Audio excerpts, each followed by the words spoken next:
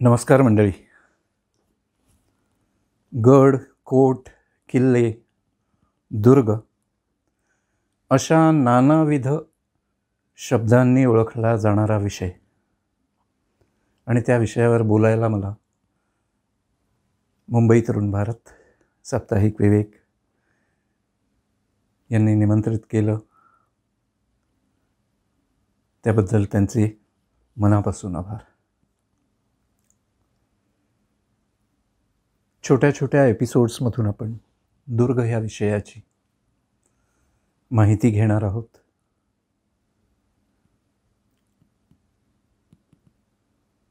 दुर्ग हा शब्द जेव्हा आपण उच्चारतो तेव्हा तुम्हा महाराष्ट्रीयन माणसांच्या मनामध्ये, महाराष्ट्रिकांच्या मनामध्ये पहिलं नाव उभं राहतं ते शिवछत्रपतींचं. कारण त्यांचा दुर्गांशी असलेला तो घनिष्ठ संबंध आणि शाळेमध्ये आपण वाचलेला इतिहास.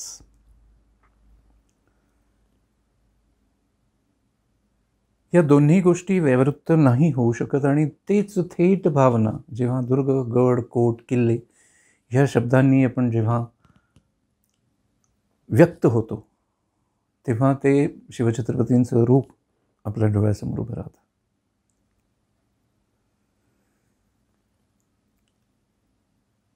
पण किल्ले हा शब्द किंवा दुर्ग हा शब्द किंवा ही जी संकल्पना आहे असं मी म्हणतो त्याला, ही किती प्राचीन असावी, किती जुनी असावी हा जेव्हा आपण विचार करायला लागतो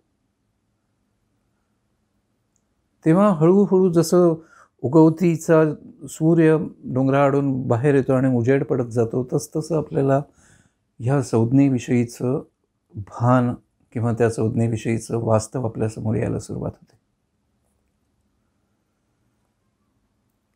दुर्गांचा इतिहास खूप प्राचीन आहे, किंबहुना दुर्ग या संकल्पनेचा इतिहास खूप प्राचीन आहे. म्हणजे कल्पनातीत प्राचीन असं आपण म्हटलं तरीही चालेल.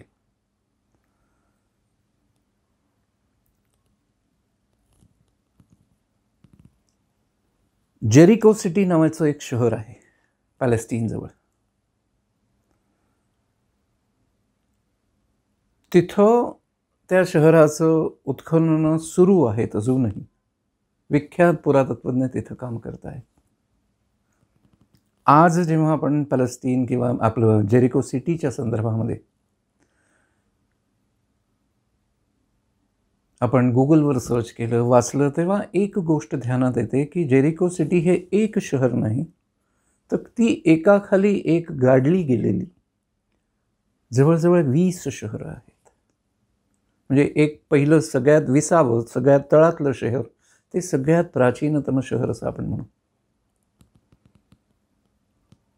ते शहर नष्ट झालं, तिथली संस्कृती नष्ट झाली, काही कालावधी गेला, दगडमाती साचली, त्याच्यावर धूळ जमली आणि त्याच्यावर काही कालांतरानं दुसरं शहर वसलं. त्याचीही तीच अवस्था झाली, तिसरं, चौथं, असं करत करत आज पुरातत्वज्ञांना तिथं 20 शहरं मिळालेली. आणि 20 शहरांच्या पैकी सगळ्यात प्राचीन जे शहर आहे, सगळ्यात तळातलं जे शहर आहे, 20वं शहर, त्याचा कालावधी पुरातत्वज्ञांनी साधारण ख्रिस्तपूर्व 8,500 ते 9,000 वर्ष इतका जुना सांगितलेला आहे.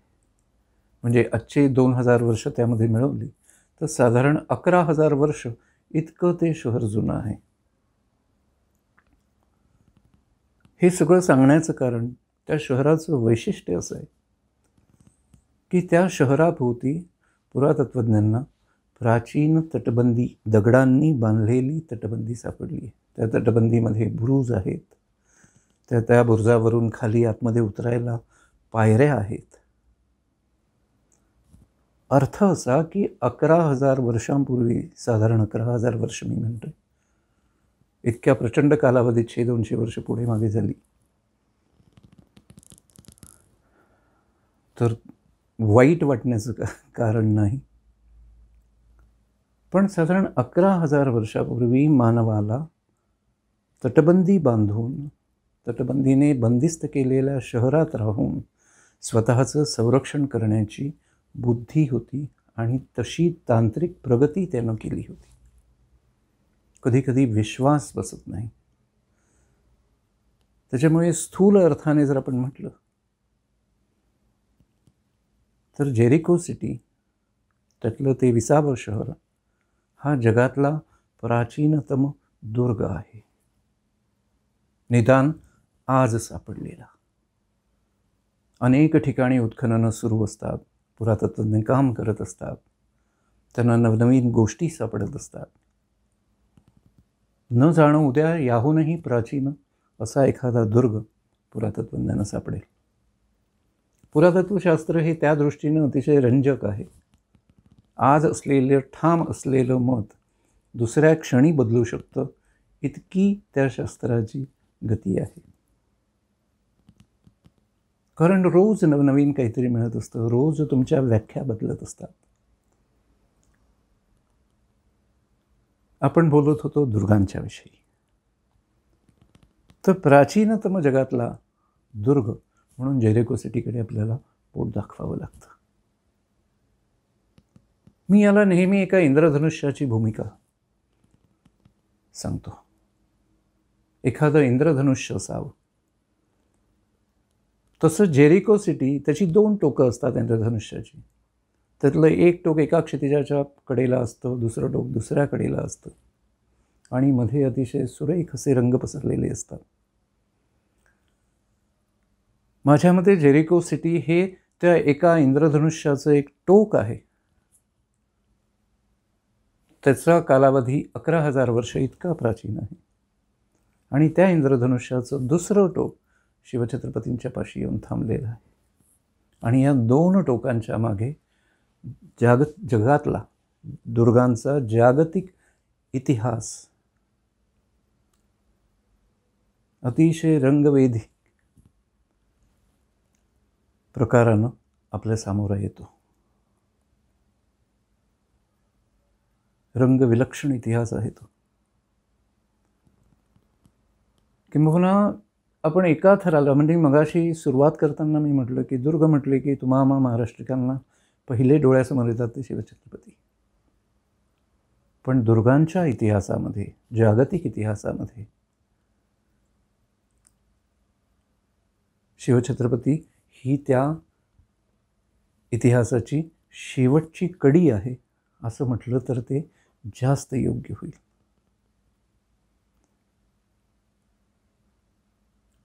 अकरा हजार वर्षांचा हा इतिहास.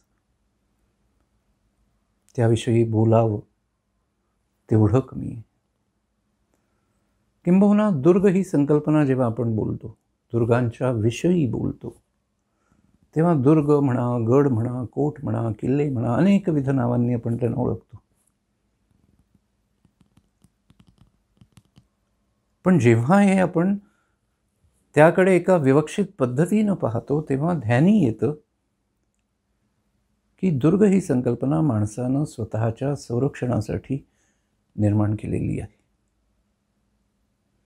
आणि हे जर ग्राह्य मानलं, हे मत जर ग्राह्य मानलं, तर मग दुर्गांचा इतिहास किंवा दुर्ग या संकल्पनेचा इतिहास आदिमानवाच्या चालण्यापासून सुरू होतो. एक कल्पना करूया आपण.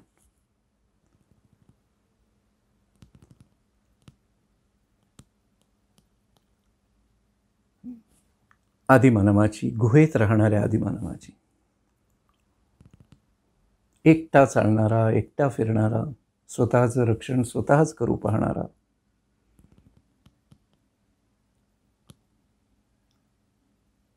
स्वतःची जीविताशा जिवंत ठेवू पाहणारा, असं जेव्हा आदिमानवाचं चित्र आपण डोळ्यासमोर आणतो, नुकताच उठून चालू लागलेला, त्यावेळी आपल्याला एक गोष्ट स्पष्ट होते की या माणसाचं अस्तित्व, किंबहुना त्याचं ते तसं राहणं, याच्या पाठीमागे सगळ्यात मोठी गोष्ट होती, ते त्याला तसं करण्याला भाग पाडणारी, आणि ती म्हणजे त्याच्या मनावर सावट धरून असलेलं भय, भीती. स्वतःच्या अस्तित्वाची, स्वतःच्या जीविताची, स्वतःच्या प्राणसंरक्षणाची.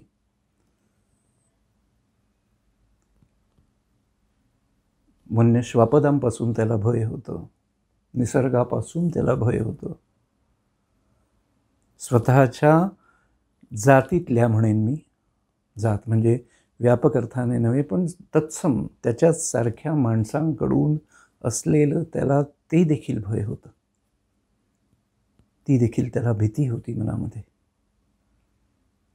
केवळ तो स्वतःचं संरक्षण करणं याला प्राधान्य देत होता आणि याचा पाया होता त्याला सतत वाटणारी, सावलीसारखी त्याच्या पायाखाली घोटाळणारी, त्याच्या मनावर राज्य करणारी भीती.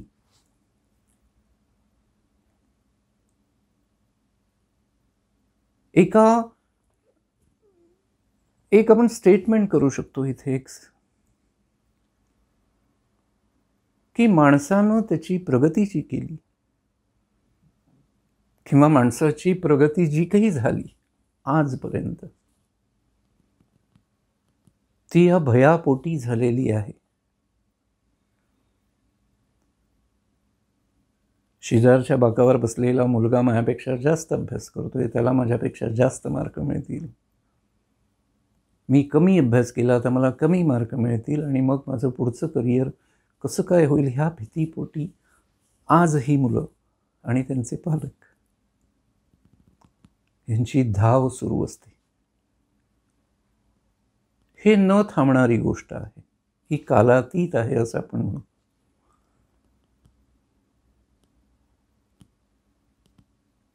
ह्या सुरक्षिततेसाठी, स्वतःला भासणाऱ्या भीतीवर विजय मिळवण्यासाठी तो प्रगतीच्या एक एक एक एक पायऱ्या चढत गेलेला आपल्याला दिसतो.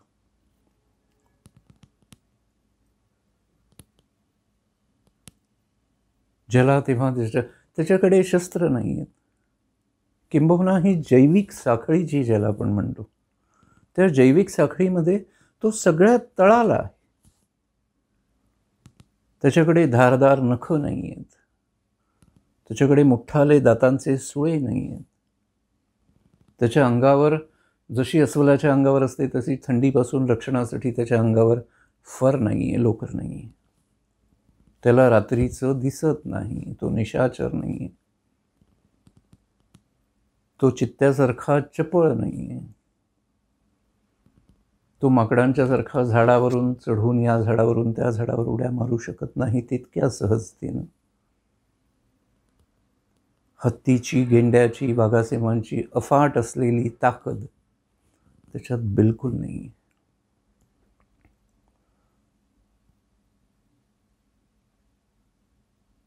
आणि तरीही केवळ स्वतःची त्याच्याकडे विचार करण्याची जी काही शक्ती आहे, संकटावर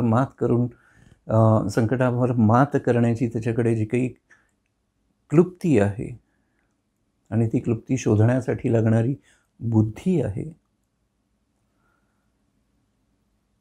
त्या बुद्धीच्या जोरावर हे जे सगळे हँडिकॅप्स आहेत, ही त्याची जी वैगुण्य आहेत, ज्या त्याच्यातल्या असलेल्या कमतरता आहेत, त्या कमतरतांवर तो जिंकत गेलेला आहे, पाऊल पाऊल टाकून जिंकत गेलेला आहे. मला ठाऊक आहे आपण दुर्गांच्या विषयी बोलतो आहोत.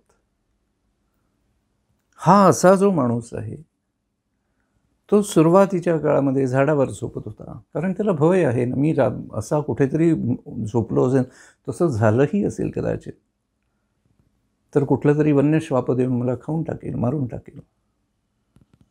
जीविताची आशा, जीविताची भीती कुणाला नसते. अगदी लहानशा कीटकापासून ते भल्या थोरल्या हत्तीपर्यंत प्रत्येकाला असते. आणि त्याच्यावर मात करण्याचे उपाय प्रत्येकजण आपापल्या परीनं शोधत होतो. माणूस त्या दृष्टीनं, बुद्धीच्या दृष्टीनं तो अतिशय प्रगतिशील ठरला आणि त्यानं न भूतो न भविष्यती अशा प्रकारचा इतिहास घडवला. त्या विषयाकडे आपण येणारच आहोत. पण तरीसुद्धा ही पूर्वपीठिका लक्षात घेणं हे खूप महत्त्वाचं आहे. ह्या भीतीपोटी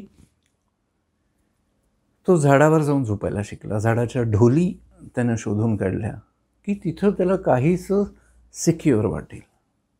जिथे पर्वत होते, जिथं दऱ्या होत्या, जिथं अरण्य होती, तिथे हे शक्य होतं. डोंगरांच्या कपारीमध्ये तो जाऊन राहिला.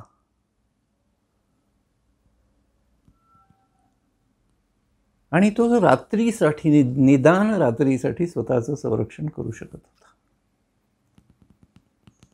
आग त्याला ठाऊक होती, पण ती आग कशी पेटवायची ह्याचं मात्र त्याला ज्ञान नव्हतं. ते जेव्हा झालं तेव्हा तो कपारीतला झाडावरचा खाली जमिनीवर आलेला आपल्याला दिसतो. तो रात्री शेकोटी पेटवून झोपू लागला. किंवा तो ज्या गुहेत राहायचा, ज्या सिक्युअर जागा त्यानं शोधलेल्या होत्या, त्याच्या दृष्टीनं त्याला संरक्षण देणाऱ्या जागा, त्या गुहांच्या तोंडावर मग काटेरी वेली आल्या, आतमध्ये शेकोटी आली, आणि तो त्याच्या दृष्टीनं ते संरक्षणाचं त्यानं उचललेलं पहिलं पाऊल. ही देखील दुर्गांचीच संकल्पना आहे. दुर्ग हे मी सांगितलं त्याप्रमाणे दुर्ग हा प्रकार हा माणसानं स्वतःच्या संरक्षणासाठी केलेली योजना आहे. संरक्षणाचं ते साधन आहे. दुर्ग हे कायम डिफेन्सिव्ह स्ट्रक्चर, डिफेन्सिव्ह मॉन्युमेंट म्हणूनच ओळखलं जातं.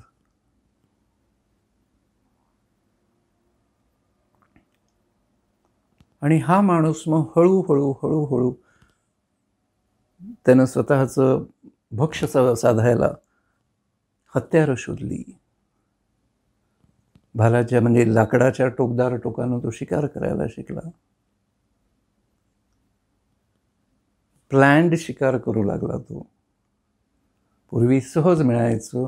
एखादा ससा पकडायलाही त्याला दिवस जायचा, कारण सशाचा वेग त्याच्याकडे नव्हता. दगडधोंडे मारून किंवा काही असं, म्हणजे ज्याला आपण रॉ पद्धती म्हणतो, तशा पद्धती वापरून तो शिकार करत होता. मग तो दगडांना टोकं काढायला शिकला. त्याचे हळूहळू भाले झाले,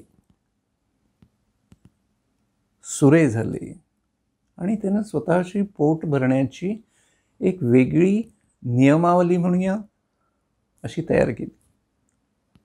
त्याची साधनं त्याने तयार केली. जिथे जिथं माणूस राहत होता तिथं ह्या स्टेपमधनं तो जात होता. ह्याच्यासाठी लक्षावधी वर्ष गेलेली आहेत. म्हणजे आपण आत्ता बोलताना हे अगदी थोडक्यात सांगतो आहोत, पण तो पुरातत्वाचा विषय आहे. त्याच्यामध्ये हे सगळी डेव्हलपमेंट होण्यामध्ये अक्षरशः लक्षावधी वर्ष गेली. तो मुळातला शिकारी. शिकार करून स्वतःचं अन्न मिळवणं हे कुणाही आजच्या प्राण्याचं देखील प्रधान कर्तव्य आहे. आपण जे काही व्याप करत असतो रोज, ते पोटासाठी करत असतो. हे सर्वमान्य सत्य आहे जगातलं. त्याच्या बाबतीतही तीच गोष्ट होती. त्याचं प्राधान्य पोट भरण्यासाठी होतं, आणि ते पोट भरण्या म्हणजे जिवंत राहिलो तर आपल्याला हे मिळवणं भाग आहे, ही खूणगाठ त्यानं मनाशी बांधलेली. ह्या सगळ्या लांबलचक प्रवासामध्ये तो कधीतरी अपघातानं, मी म्हणेन, त्याला बहुधा धान्याचा शोध लागलेला आहे.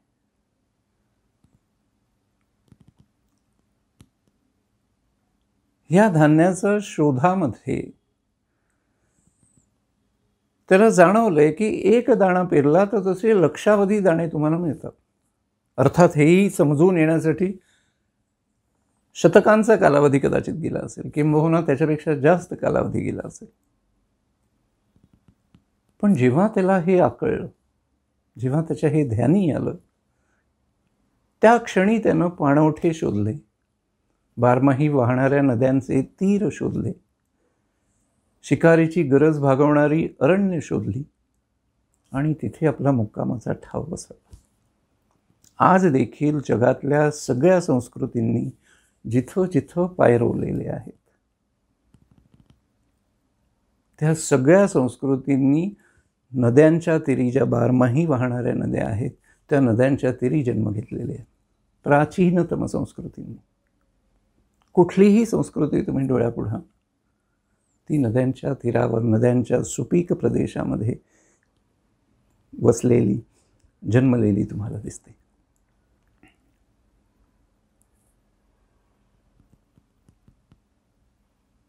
हे त्याचं जे स्थित्यंतर आहे शिकाऱ्यापासून शेतकऱ्यापर्यंतचं, ते अक्षरशः मंत्रमुग्ध करणार आहे. तुम्ही कदाचित म्हणाल ह्याचा दुर्ग या संकल्पनेशी काय संबंध आहे? पण हे स्थित्यंतर होत असताना त्याची ती भीती कुठं गेली नाही. सुरुवातीला तो एकटा होता, त्याच्यानंतर त्याला त्याच्याचसारखे 4-6 माणसं भेटली. 4-6 हा एक शब्द आहे, पण त्याच्याचसारखी त्याला माणसं मिळाली, त्यांचा एक छोटासा समूह झाला. पण भीतीचा पाठपुरावा होताच, पण ती भीती जी होती ती आता सामायिक झालेली तुम्हाला दिसते. आणि या सामायिक भीतीनं त्यांनी अजून मार्ग शोधायला सुरुवात केली. ही माणसं जी बंदिस्त ढोलीमध्ये राहत होती, गुहांच्यामध्ये राहत होती, कपारींच्यामध्ये राहत होती, अरण्याच्या आश्रयानं राहत होती, झाडावर राहत होती, ही सगळी माणसं उघड्यावर आलेली तुम्हाला दिसतात. पण तरीही कुठेतरी की आपण असुरक्षित आहोत ही भावना काही त्यांना सुटत नव्हती. मग जसं कपारी आहेत, जशा गुहा आहेत, तसं त्यांना कृत्रिम निवारे बांधायला सुरुवात केलेली आहे. मग ते लाकडांची, ओंडक्यांची ओबडधोबड घरं असतील, ज्याला आपण आज घर म्हणतो असं म्हणेन मी, पण निवारा. चारी बाजूनी बंद असलेला, छत उघडं असलेला, म्हणजे आत जायचं तर उडी मारून आत यायचं. पण त्या उघड्या छताचा पावसामध्ये त्रासाचा आहे. वरून कोणीतरी येऊ शकतो, उंच मोठा प्राणी. हे जेव्हा त्यांना कळलं तेव्हा त्यांनी त्यावर उपाय शोधला. मग त्यांनी छत घेतलं. छत घातलं, मग आत बाहेर कसं करायचं? मग त्याच्यासाठी मग त्या दारामध्ये एक कट दिला गेला, त्याला एक झडप बसवलं. पुन्हा मी सांगतोय, ह्या सगळ्या गोष्टींना प्रचंड कालावधी लोटलेला आहे. हे सगळं होण्यासाठी आज जाणवलं आणि उद्या केलं असं झालेलं नाही. साधनांच्या अभावी ही प्रगती अतिशय धीम्या पद्धतीनं चालली, धीम्या गतीनं चाललेली आहे. मग त्याला कुठेतरी सुरक्षित वाटायला लागलं की आपण दार ओढून घेतलं, बंद केलं की आपण आत सुरक्षित आहोत.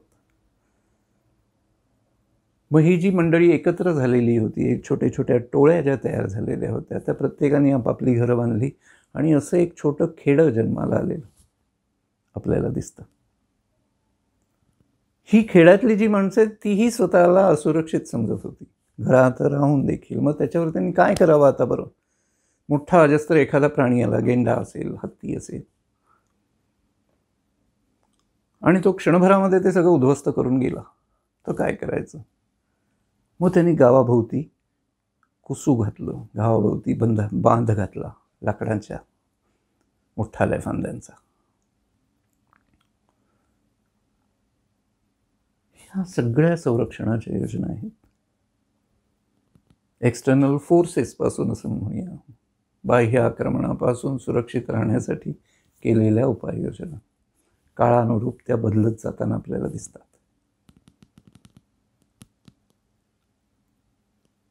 मग गावकुसू आलं म्हणून मग जसं घराला दार तसं गावालाही दार असायला हवं. मग गावाची वेस आली. ही छोटी खेडी होती, ती हळूहळू वाढत गेली. त्यांची गावं झाली, नगरं झाली, शहरं झाली. ही स्थित्यंतरं हळूहळू हळूहळू होत गेली. पण हे जे भीतीचं भूत आहे ते त्यांचा पाठलाग काही सोडत नव्हतं. त्या पायीच हे सगळं घडत होतं. आज देखील आपण काय करतो? मोठाले कॉम्प्लेक्सेस असतात, 100 बिल्डिंग्ज असतात एखाद्या कॉम्प्लेक्समध्ये. मुंबई ठाण्यासारख्या शहरामध्ये जिथे मोठाल्या जागा उपलब्ध आहेत तिथे या पद्धतीची बांधकामं आपण पाहतो. त्या मोठ्या कॉम्प्लेक्सेसना 4 बाजूंना 4 दरवाजे असतात, गेट्स असतात. तिथे सिक्युरिटीची योजना असते, सिक्युरिटी गार्ड्स असतात.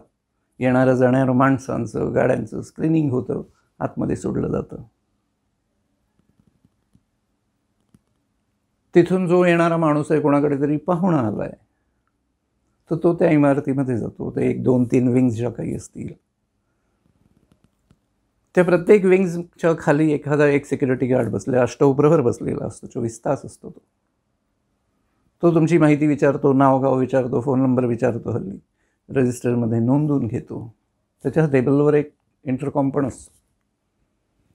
तो त्या फ्लॅटमध्ये विचारतो, तुमच्याकडे अमुक अमुक माणूस आला आहे, सोडायचं का वरती. त्यांनी हो म्हटलं की तो त्यांना नोंद करून आतमध्ये सोडतो. हे सगळं नोंदणारा एक CCTV कॅमेरा तिथे कोपऱ्यात असतो.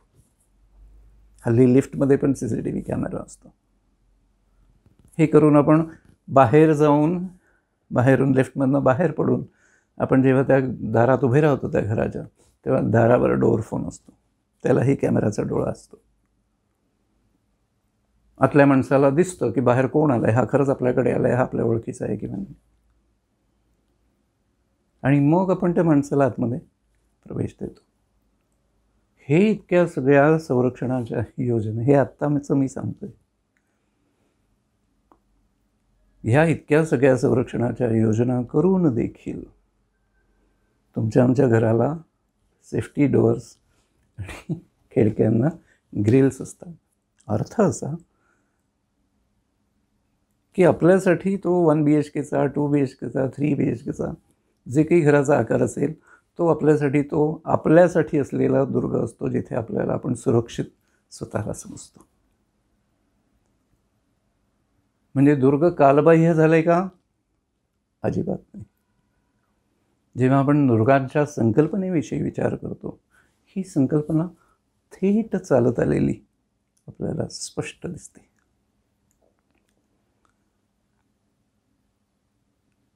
त्याचप्रमाणे, अगदी त्याचप्रमाणे दुर्गांचा इतिहासाच्या विषयी जेव्हा आपण बोलतो, हे सगळं पाहिलं, ते बोलत असताना हे जेव्हा आपण सगळं पाहतो, त्यावेळी मग आपल्याला उजाडतं म्हणूया आपण, त्यावेळी आपल्याला भान येतं की जिथे आपण दुर्गशास्त्राविषयी बोलतो, दुर्गशास्त्राचा आपण उहापोह करायला लागतो, तेव्हा जाणवतं की शिवछत्रपती ही ह्या युद्धपद्धतीमधली, ज्याच्यामध्ये दुर्गांचा उपयोग हा प्राधान्यानं केला गेला अनादिकाळापासून, तो शिवछत्रपती राजा ही त्या संकल्पनेतली शेवटची कडी आहे, ज्याला आपण किल्ला या नावानं ओळखतो. आपलं घराला काही आपण किल्ला म्हणत नाही. आहेत लोक बिल्डिंगला किल्ल्याचं नाव देणारी आणि त्याच्यात राहणारी, पण कंटेम्पररी कन्सेप्ट्सप्रमाणे, तत्कालीन संकल्पनांच्या प्रमाणे, दुर्ग हा जिथे जो तुम्हाला आक्रमण करणाऱ्या शत्रूपासून संरक्षण देतो, तो दुर्ग, असं आचार्यांचं म्हणणं आहे. ज्यांनी याच्याविषयी लिखाण केलेलं आहे प्राचीन काळी, ते जे विद्वान मंडळी, जे आचार्य होते, त्यांच्या मताप्रमाणे दुर्ग ही संरक्षणाची व्यवस्था आहे.